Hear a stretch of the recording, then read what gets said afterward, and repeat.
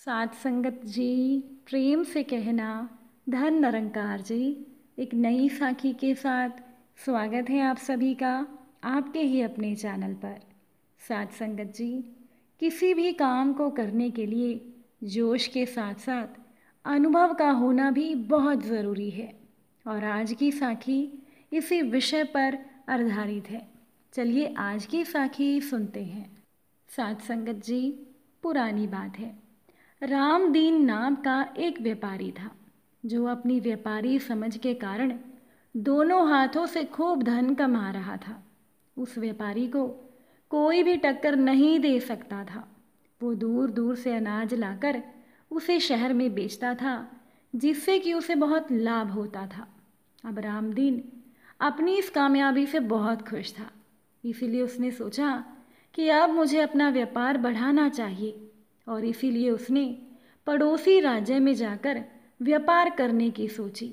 अब दूसरे राज्य जाने के रास्ते का मानचित्र देखा गया जिसमें साफ साफ दिखाई दे रहा था कि रास्ते में एक बहुत बड़ा मरुस्थल है और खबरों के अनुसार उस स्थान पर कई लुटेरे भी हैं। लेकिन बूढ़ा व्यापारी रामदीन कई सपने देख चुका था। उस पर तो दूसरे राज्य में जाकर धन कमाने की इच्छा प्रबल थी, इसलिए उसने अपने कई साथियों को लेकर दूसरे राज्य में जाने की बात सोची। बैलगाड़ियां तैयार की गई और उस पर अनाज लादा गया। इतना सारा माल था जिसे देखकर लगता था जैसे किसी राजा की शाही सवारी हो। अब बूढ़े रामदीन की टोली में कई लोग थे जिसमें जवान युवक भी थे और कुछ वृद्ध अनुभवी लोग भी थे जो कई वर्षों से रामदीन के साथ काम कर रहे थे। अब जवान लोगों के अनुसार अगर उस टोली का नेतृत्व कोई नव युवक करता तो अच्छा होता, क्योंकि नव युवक सोचने लगे कि ये बूढ़ा रामदीन तो धीरे धीरे जाएगा और पता नहीं उस मरुस्थल में हमें क्या क्या देखना पड़ेगा। तब कुछ नौजवानों ने मिलकर अपनी एक अलग टोली बना ली और स्वयं का माल ले जाकर दूसरे राज्य में जाकर व्यापार करने की बात सोची। अब रामदीन को उसके चहेते लोगों ने इस बात की सूचना दी। तब रामदीन ने कोई गंभीर प्रतिक्रिया नहीं दिखाई। उसने सभी से कहा कि भाई, सबको अपना फैसला लेने का हक है। अगर वो मेरे इस काम को छोड़कर अपना काम शुरू करना चाहते हैं तो मुझे कोई आपत्ति नहीं, और भी जो उनके साथ जाना चाहता है वो जा सकता है।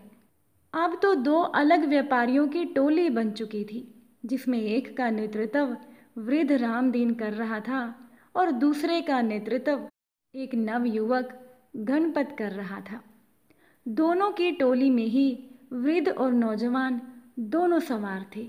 दोनों का सफर शुरू हुआ। रामदीन और गणपत अपनी अपनी टोली लेकर चल पड़े। थोड़ी दूर सब साथ साथ ही चल रहे थे कि कुछ ही समय के बाद नौजवानों की टोली तेजी से आगे निकल गई। रामदीन और उसके साथी पीछे रह गए। अब रामदीन की टोली के कुछ नौजवान इस धीमी गति से बिल्कुल खुश नहीं थे और वो बार बार रामदीन को कोस रहे थे। वो कह रहे थे कि नौजवानों की टोली तो कब की नगर की सीमा को लांघ चुकी होगी और कुछ ही दिनों में वो लोग मरुस्थल भी पार कर लेंगे और हम सभी इस बूढ़े के कारण भूखे मर जाएंगे। धीरे धीरे रामदीन की टोली नगर की सीमा पार करके मरुस्थल के समीप पहुंच जाती है। तभी रामदीन सभी से कहता है, ये मरुस्थल बहुत लंबा है और इसमें दूर दूर तक पानी की एक बूंद भी नहीं मिलेगी, इसीलिए जितना हो सके पानी भर लो। और सबसे ज़रूरी बात, ये मरुस्थल लुटेरे और डाकुओं से भरा हुआ है, इसलिए हमें यहाँ का सफ़र बिना रुके करना होगा और हमें हर समय चौकन्ना रहना होगा। अब उन लोगों को मरुस्थल से पहले तक पानी के बहुत गड्ढे मिल जाते हैं, जिसमें से वो बहुत सारा पानी इकट्ठा कर लेते हैं। तब उनमें से एक पूछता है कि इस रास्ते में पहले से ही इतने पानी के गड्ढे हैं, हमने तो एक भी गड्ढा तैयार नहीं किया। तब रामदीन सभी से कहता है, इसीलिए तो मैंने उन नौजवानों की टोली को आगे जाने दिया। ये सभी उन लोगों ने खुद के लिए तैयार किया होगा जिसका लाभ हमें मिल रहा है, ये सुनकर टोली के कुछ विरोधी साथी खींच जाते हैं और बाकी के लोग रामदीन के अनुभव की प्रशंसा करते हैं। सभी रामदीन के कहे अनुसार बंदोबस्त करके आराम से आगे बढ़ते हैं। आगे बढ़ते हुए रामदीन सभी को आगाह कर देता है कि अब हम मरुस्थल में प्रवेश करने वाले हैं, जहाँ ना तो पानी मिलेगा, ना खाने को फल और ना ही ठहरने की जगह। ये रास्ता भी बहुत लंबा है, हमें कई दिन लग सकते हैं। सभी रामदीन की बात में हाँ मिलाते हुए उसके पीछे हो लेते हैं और अब वो सभी लोग मरुस्थल में प्रवेश कर चुके थे, जहाँ बहुत ही ज़्यादा गर्मी थी। आगे चलते चलते उन्हें सामने से कुछ लोग आते हुए दिखाई दिए। वो लोग सभी रामदीन को प्रणाम करके उनका हाल चाल पूछते हैं। उन लोगों में से एक कहता है कि आप सभी व्यापारी लगते हैं, काफ़ी दूर से चले आ रहे हैं। अगर कोई सेवा का मौका हो तो हम सभी आपकी सेवा को तैयार हैं। अब उनकी बातें सुनकर रामदीन हाथ जोड़कर उन्हें कहता है, भाई हम सब भले चंगे हैं, तुम्हारा धन्यवाद जो तुम सभी ने हमारे बारे में इतना सोचा। और रामदीन अपने साथियों को लेकर आगे बढ़ जाता है। आगे बढ़ते ही टोली के कुछ नवयुवक फिर से रामदीन को कोसते हैं और कहते हैं कि जब वो लोग हमारी मदद के लिए तैयार थे तो इस बूढ़े रामदीन को इसमें क्या परेशानी है। अब कुछ दूर चलने के बाद फिर से कुछ लोग सामने से आते हुए दिखाई देते हैं, जिनके कपड़े गीले थे, और वो सभी रामदीन और उसके साथियों को कहते हैं कि आप सभी राहगीर लगते हो और इस मरुस्थल के सफ़र से थके हुए भी लग रहे हो। अगर आप चाहो तो हम आपको पास के एक जंगल में लेकर चलते हैं, जहाँ बहुत सारा पानी और खाने को फल है। साथ ही अभी वहाँ पर तेज बारिश भी हो रही है और उसी की वजह से हम भीग गए हैं। अगर आप चाहो तो अपना सारा पानी फेंक कर जंगल से नया पानी भर लें और पेट भर खाकर आराम भी कर लें। लेकिन रामदीन उन्हें ना कहकर अपने साथियों को चलने के लिए कहता है। अब तो टोली के कई नौजवानों को रामदीन पर बहुत गुस्सा आ गया। वो रामदीन के पास जाकर अपना गुस्सा निकाल कर कहते हैं कि क्यों वो उन भले चंगे लोगों की बात नहीं सुन रहा और क्यों वो हम पर जुल्म कर रहा है।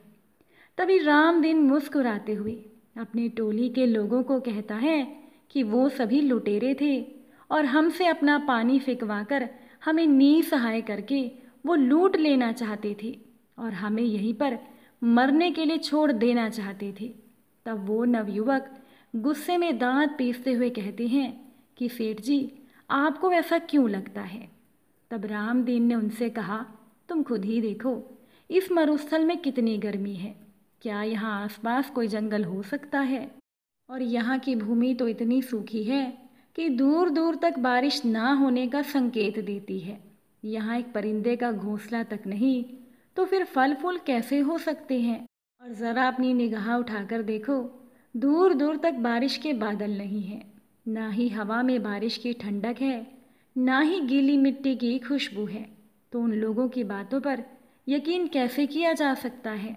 मेरी बात मानो, कुछ भी हो जाए अपना पानी मत फेंकना और ना ही कहीं पर रुकना। अब कुछ देर आगे चलने के बाद रामदीन की टोली को रास्ते में कई नरकंकाल और टूटी फूटी बैलगाड़ियाँ मिलती हैं। वो सभी नरकंकाल गणपत की टोली के लोगों के थे, उनमें से एक भी नहीं बचा था। उनकी ऐसी दशा देखकर रामदीन की टोली के लोग रोने लगते हैं, क्योंकि वो सभी उन्हीं के साथी थे। तब रामदीन ने अपनी टोली के लोगों से कहा, ज़रूर इन लोगों ने तुम्हारे जैसे ही उन लुटेरों को अपना साथी समझा होगा और इसका परिणाम ये हुआ कि आज उन्हें अपने जीवन से हाथ धोना पड़ा। रामदीन सभी को ढांढस बंधाते हुए कहते हैं कि हम सभी को अब यहाँ से जल्दी निकलना होगा, क्योंकि वो लुटेरे अभी भी हमारे पीछे हैं। ईश्वर से प्रार्थना करो कि हम सभी सही सलामत यहाँ से निकल जाएं। साध संगत जी, कहते हैं ना कि अनुभव की कंघी जब काम आती है तब सर पर कोई बाल नहीं बचता। मतलब अनुभव उम्र बीतने और जीवन जीने के बाद ही मिलता है। अनुभव कभी भी पूर्वजों की जागीर में नहीं मिलता। जैसे इस कहानी में नव युवकों में जोश तो बहुत था, लेकिन अनुभव की कंघी नहीं थी जो कि रामदीन के पास थी, जिसका उसने सही समय पर इस्तेमाल किया और विपत्ति से सभी को निकाल कर ले गया। इस साखी से हमें यही सीख मिलती है कि किसी भी काम को करने के लिए जोश के साथ अनुभव का होना भी बहुत ज़रूरी है। आप सभी को अगर आज की ये साखी अच्छी लगी हो, वीडियो को लाइक और शेयर ज़रूर कीजिएगा। आप सभी से फिर मुलाकात होगी एक नई साखी के साथ। साथ संगत से प्यार से कहना, धन निरंकार।